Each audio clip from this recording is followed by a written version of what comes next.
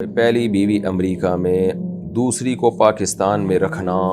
عدنان صاحب U S A سے پوچھتے ہیں، میرا سوال دوسری شادی کے بارے میں ہے۔ میں امریکہ میں رہتا ہوں اور میری ایک بیوی اور 3 بچے ہیں۔ اگر میں دوسری شادی پاکستان میں کروں تو کیا وہ پاکستان میں رہ سکتی ہے؟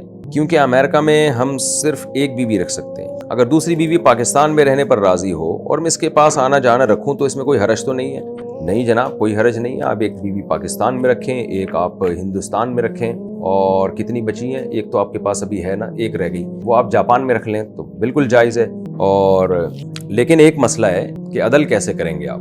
کیونکہ مسئلہ یہ ہے کہ آپ کی جو وائف امریکہ میں آپ کے ساتھ ہے اور اس کے 3 بچے بھی ہیں، تو جتنی راتیں آپ اس بیوی کے ساتھ گزاریں گے نا اپنی پہلی، اس کو آپ نے ڈائری میں کاؤنٹ کرنا ہے۔ پھر جب آپ پاکستان آئیں گے تو وہ اتنی ہی راتیں آپ نے یہاں اس پاکستان والی کے ساتھ گزارنی ہے، تو یہ ہوگا عدل۔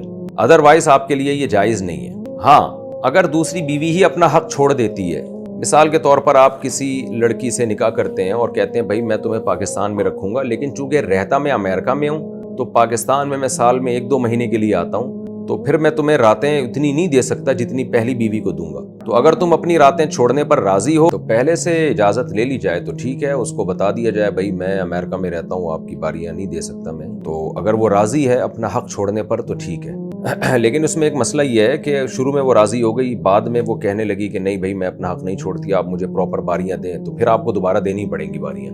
لیکن پھر آپ کے پاس یہ چانس ہوگا کہ یہ آپشن ہوگا آپ کے پاس کہ بھائی میں تو تم سے شادی اس بیس پہ کی تھی کہ میں امریکہ میں رہتا ہوں، تم پاکستان میں 1-2 مہینے کے لیے تمہارے پاس ٹائم گزار سکتا ہوں، اب میں زیادہ ٹائم گزار نہیں سکتا، میری جاب ہے وہاں پہ تو میں معذور ہوں۔ تو پھر بھی وہ کہہ نہیں جی مجھے اتنی باریاں چاہیے، تو پھر آپ کے پاس ڈیورس کا حق ہوگا کہ ٹھیک ہے بھائی ہماری شادی جس بیس پہ ہوئی تھی میں یعنی اس بیس پہ رہنا ممکن نہیں ہے، تو ٹھیک ہے۔ تو پھر اگر وہ طلاق مانگتی ہے نا اس بیس پہ تو پھر آپ کو طلاق دینی پڑے گی اس کو۔ اس لیے میں اس قسم کی شادیوں کو اپریشیٹ نہیں کرتا۔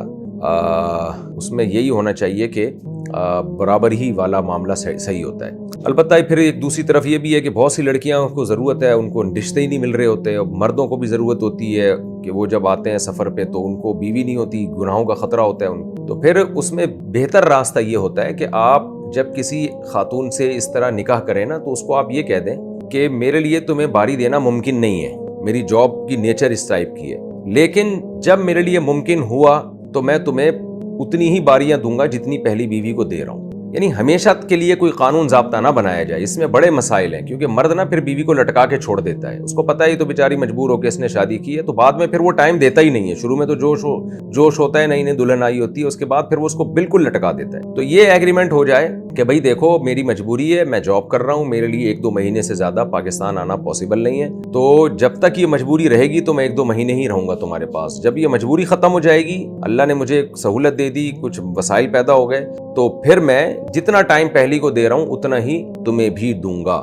اس طرح کا ایگریمنٹ کیا جائے۔